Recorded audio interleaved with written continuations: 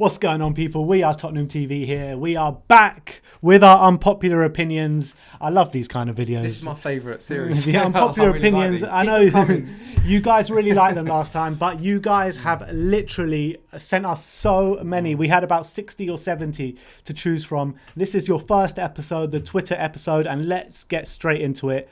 The first one is from Rico_Z99, and he says, normal Trippier, Davis and Aurier have better crossing than Peak, Rose and Walker, but they are much lazier than Rose and Walker in terms of tracking back.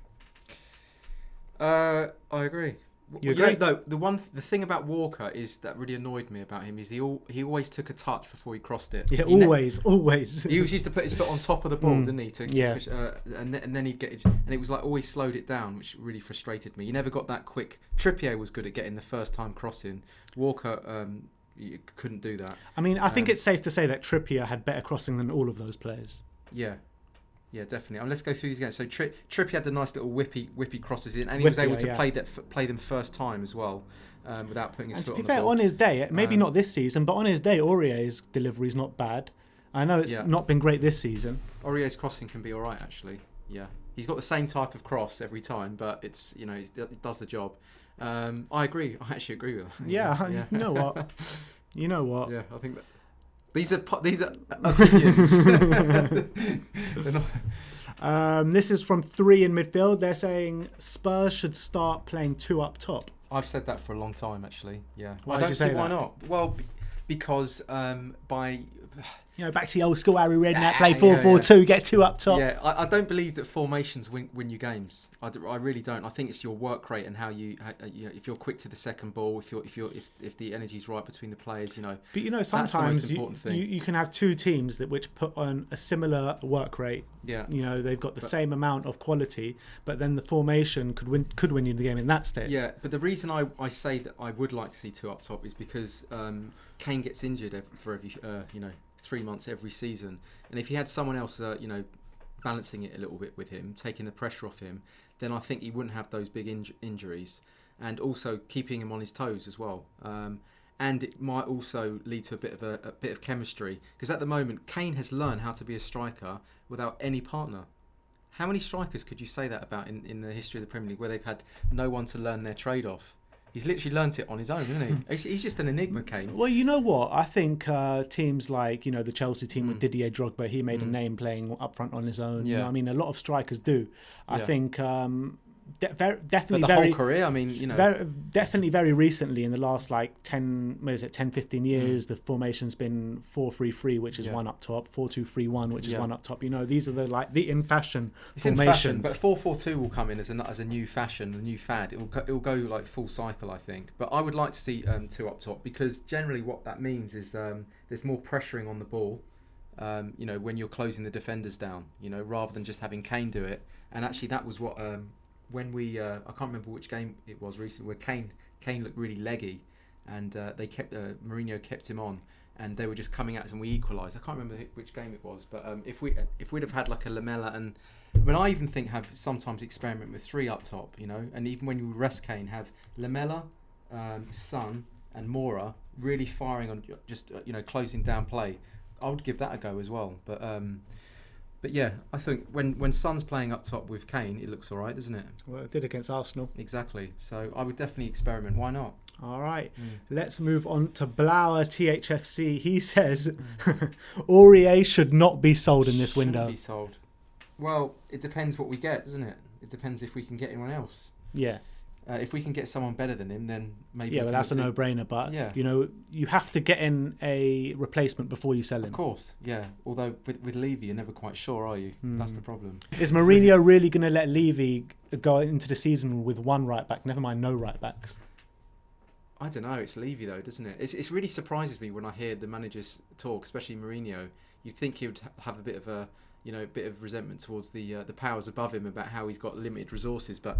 They always seem to sort of say, yes, we're not going to spend big money, we're not going to do this, we're not going to do that. Yeah, but these managers know what project they're coming into before they come. Well, I think Levy sat him down and gone, look, this is the deal. This is what you're going to get. Yeah. Please do not, kick up a fuss about the limited funds. And I get that sense from Mourinho already. So What's the question? The question is, Aurier should not be sold. The No, I unpopular think opinion. you've got to keep him. I think you've got to keep him. Unless we get 2 in. Exactly. Yeah, two in, not one in. 2 in or 1 in. At least one. All right. And this is also about Aurier. This is our guys from Tap In Football, Tap In Tobes, and he says Aurier is much better than Davis. And then in another tweet, and Danny Rose. No. He's not much better than Danny Rose. I know Danny Rose is he's put on a bit of timber, isn't he, in the last few years? Well, he said he was looking forward to all the new chippies up north. You know, there's no decent chippies in London. Yeah. I definitely know there was also a correlation when he had the big hair, like he looked like a tarantula. Yeah, he wasn't great. He just sort of put on a bit of weight, and he lost that real dynamism, didn't he? Pace and just getting in behind, like overlapping runs. There's no way Aurier's better than Danny Rose at his best. Yeah, but Danny Rose ain't at his best anymore. Well, okay, so if we're talking now, yeah, then I would say maybe Aurier is if not got the edge. I completely agree with that. I think Aurier is better than Ben Davis. He's a better player all round. Oh, better than Ben. Are we talking Ben Davies or Ben Davis and Danny Rose? Yeah, he's better than Ben Davies. And in terms of Danny Rose, you were spot on. Like when Danny Rose was at the peak of his game, obviously not. Yeah. But now, well, that's why he's at Newcastle, not in our squad. All right, you're gonna love this one. Oh God. From Succulent Cess, he says Winks should be a permanent starter. He could be our Jordan Henderson. I don't even think Jordan Henderson's any good. You got PFA Player of the Year this year. I don't care. I think he's just, I don't know. The thing is, about you don't like the defensive midfielders. Maybe I just don't like boring players. I don't know what it is. But these boring players do a job for the team. But I think Winks flatters to deceive. That's the thing. I think he looks good to the untrained eye because he's very busy on the ball. So when a player is very busy on the ball, you think, oh, they're controlling the game, they're pulling all the strings. But the thing is when you get the ball and the team hasn't reset into two banks, 2 lines of 4, that's the moment, just before they've organised, you need those quick passes through the lines, an end-on-belly pass to catch teams like on the back foot. But when you take that one touch, the second touch, the third touch, you go sideways, you play it cautiously. The team's already organised. It's like a brick wall in front of you. And then Winks does it all, keeps it all nice and tidy. And then because he's not giving the ball away, you can't criticise him. And so unless you can see what I'm talking about in terms of threading those balls quickly and seeing the result of that, then you're not really going to say a bad word against him. But I think it's one of those where I call it the caution paradox, where you're being overly cautious, but when you do that, you end up like going on the back foot yourselves and putting yourself in trouble. I wouldn't say he's a permanent starter. For me, he's a squad player, and I think he should play a lot of games during the season. I think he'd be really good playing, continental teams, playing in Champions League, Europa League, where there's a lot more possession-based football. You get a lot more time on the ball, and for that reason, he'd be good in those sorts of games. But I don't think he should be starting. What do you think? I don't think he should be a permanent starter. I've had my bones to pick with Harry Winks, 100%. But what I am going to say is, since Jose Mourinho has come in, I think Winks has been much, much better. I genuinely think that. I think he's been playing a much deeper role. He gets into the action, into the thick of it. He does that all-busting runs and all-busting challenges in the middle of the park. Wins the ball back so many times. Do you think he does? Yeah, I think he wins. I don't think he's physical enough. I think I'm talking about since Jose Mourinho has come in. I think he wins the ball back so many times and recycles that ball in the middle of the park, and then he lets it go sideways. But since football restarted, he did add those over-the-top balls, which we know he can play. He's got these little curled over-the-top balls that he does. I'll give him that. And they're brilliant. And I did see him play. I did see a new pass that he did. It's like, is that a new pass? And it was a little toe. He did a little toe poke forwards through the lines, and immediately we set off, and we nearly scored from it. And that's what you need. You need your number 8 to be, really getting on the ball as much, calling for the ball as much as possible, making himself available, pinging balls through the lines, trying to get things going quickly. He's the metronome. He needs to be the metronome within the team. And if that metronome's very slow and cautious, then that sets the tone for the rest of the game. So that's why it's important for him to. I really want to see him step up. I want to see him being more physical. He's never going to get you many goals, if any goals at all.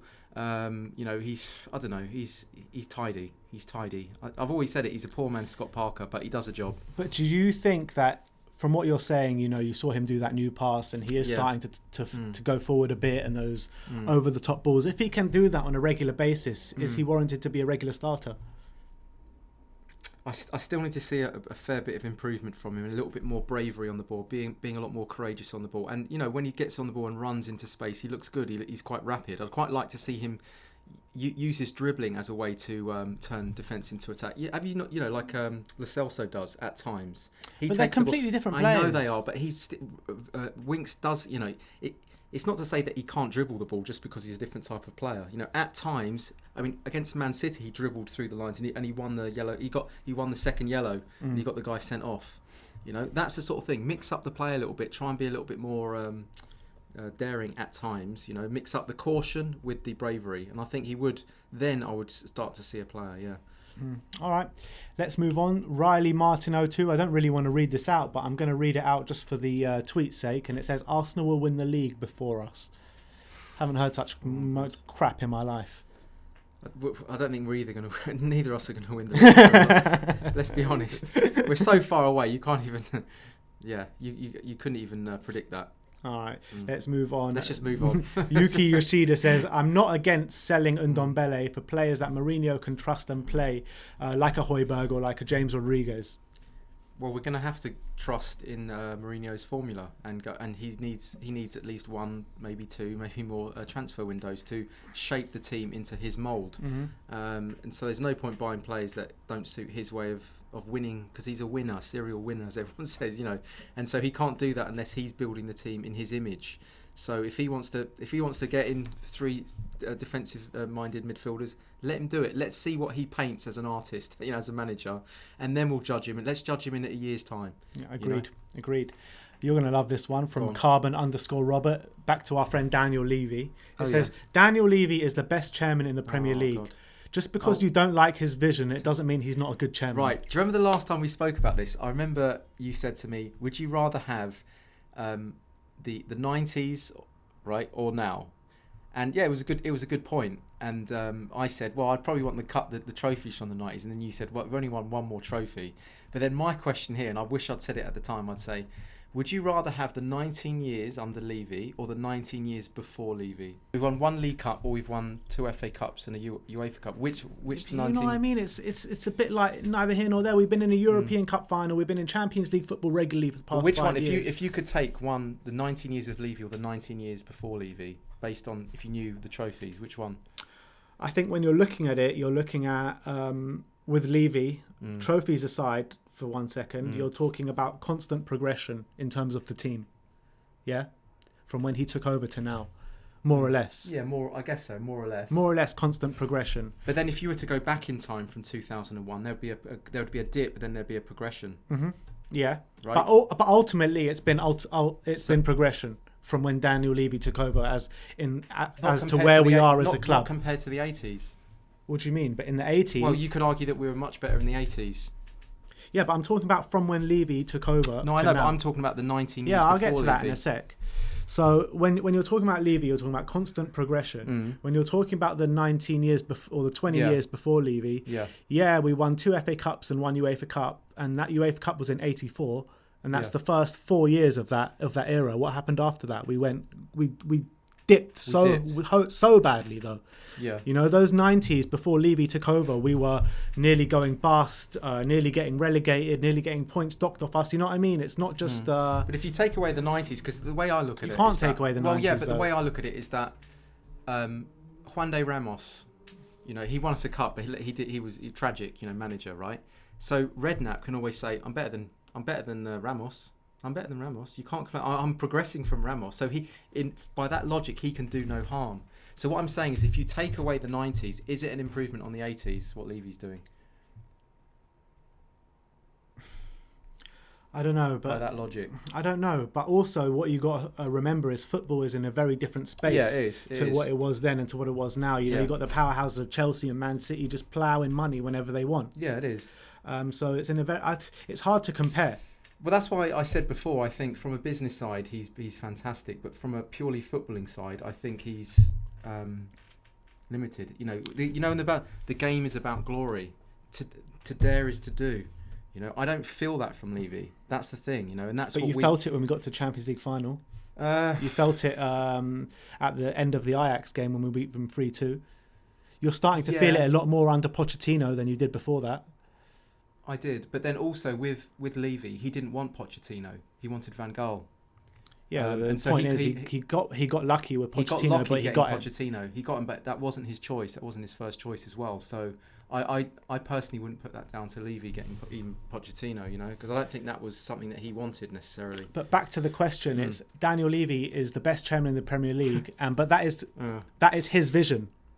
Well, he's a good chairman from a business side, but from a footballing side, I don't buy into his vision. Not unless he wants us to go another 30 years without a trophy. If that's his vision, then I don't want it, to be honest with you. All right, and let's move on. This one's about Dele Alli, and it is from Mariana Ranita, and it is Dele Alli is overrated and will not restring. What? Yeah, restrung. And he will not restrung to his past form. We should sell him and rebuild. They need to string together some better words. This is I completely disagree with this. I don't think a player becomes terrible overnight. You know what I mean? I think we've seen how good Dele Alli can be, especially if the team's right and the way that we play is suited to his style. I think the way that we play now isn't really as suited to him as it was before. You know what, you say that, but he came in when Jose first came in and he was on fire. He did.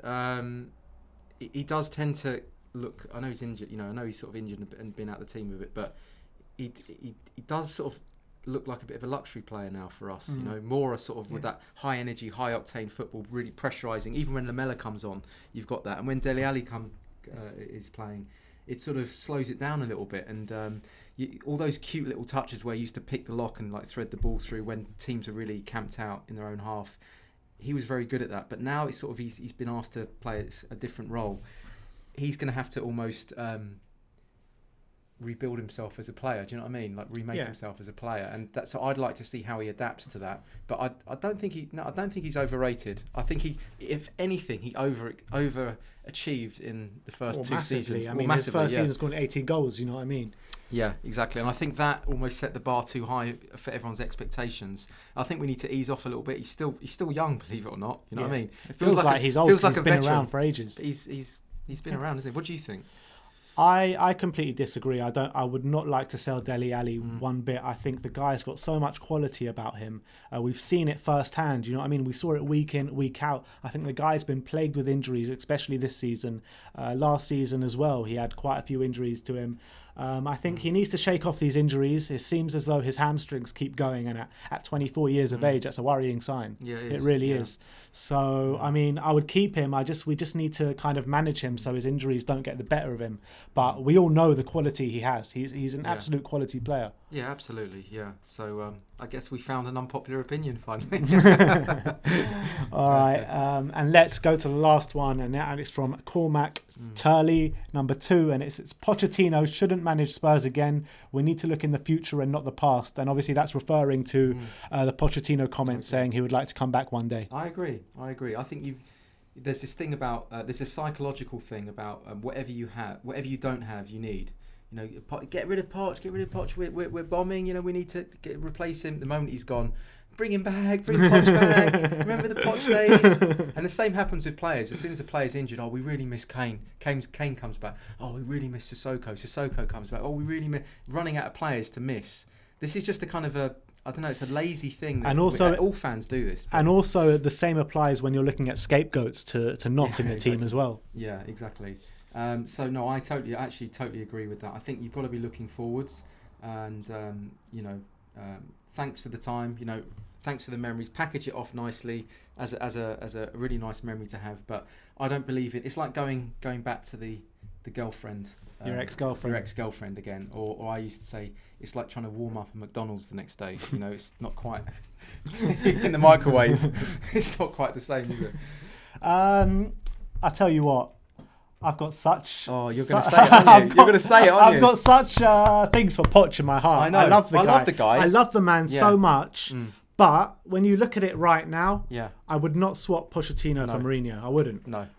But a few years down the line when maybe Mourinho's gone or the next manager's gone, I would love to see him back at the club. I really would. Would you? I really would. I think there's unfinished business for him to do at Tottenham Hotspur. As long as he develops, because he's still a young manager, as long as he develops the blind spots within his coaching. I don't know if you saw the quotes that came out for him a couple of days ago, but he was saying he knows he made mistakes in that last season. He knows what the mistakes were, and he wants to fix that for the next club he goes to. So, I mean, if a manager and a coaching staff are continuously learning every time and every project they go to and every club they go to, then he'll be a better manager in 5 years' time, you know what I mean, or 10 years' time, whatever it is. I hope so. I mean, but the one thing that I saw with him, but I'm now seeing with Mourinho. And, you know, I'm Mourinho's biggest critic at times, you know, and I think that I fear that his style doesn't suit ours. But what I've seen with Mourinho that I never saw with Poch is we're closing games out now. I knew you were going to say that. Yeah, I had to get that in. No, because I did a debate with Sim about Mourinho, and I was quite polarised in my opinions. But what I would say that I've seen with Mourinho, I never really saw with Poch ever, you know. Even with the best back five in the league, I still saw us as having a soft underbelly, especially away from home. We never really got many points away from home against the big six. But with Mourinho now, we're really shutting up shop. Yeah. And I'm like, is this Spurs I'm watching? Like, it's almost like at a what's the word? Not a canter, just, you know, at a canter. It's like quite easy. He's quite nonchalantly letting the game fizzle out. And I'm like, wow, this is Spurs I'm watching. And I never really saw that with Poch. And I think that was his frailty. It was all very high octane, you know, pressurising on the ball, you know. So you wouldn't like to see Pochettino back at Spurs? No. I agree. I agree with this guy's comment. I think you've got to be looking forward, you know. There's plenty more fish in the sea. And back to your point on Jose Mourinho, when you talk about when you first heard Mourinho was coming in, or the first few games after football wasn't that great, has your opinion changed? The last 3 games have been good, and I've seen something that I haven't seen before, which is the defensive side and the shape. Holding the defensive shape and not rushing to the ball, but really holding that balance and that shape whilst defending till the 90th minute. But I would say that the jury's still out, because we need to see what happens next season, you know. And I have a concern that it's going to be a conflict of styles between what we want and we desire as a fan base, and being that gun-ho Cavalier style football, and then what he's going to bring. And if you remember the AVB days. And if you're getting the results with that type of football, it's fine. If you're not getting those results, that's when the fans turn, 100%. Right? And I think that could happen if we have. Rightly so. Because the last 3 games are good, but the 3 games before that were diabolical. People were calling up. I was saying, you know, this is it. This is why I didn't want him in. So it could happen when we go on a bad run of games, and then, you know, they want his head. So all right, I guess we'll have to wait and see what happens. And see, yeah. But that is your first episode of the Twitter Unpopular Opinions. If you want to feature in the show, then obviously the tweet is on Twitter. So go to the tweet and reply to it, and give us your unpopular. Easy for you to say. Give us your unpopular opinion, and we will chat about it. The next episode will be with Simeon. Simeon will be back in the hot seat. So like, subscribe, and comment below. Comment anything you have on the unpopular opinions, and as always, come on, you Spurs.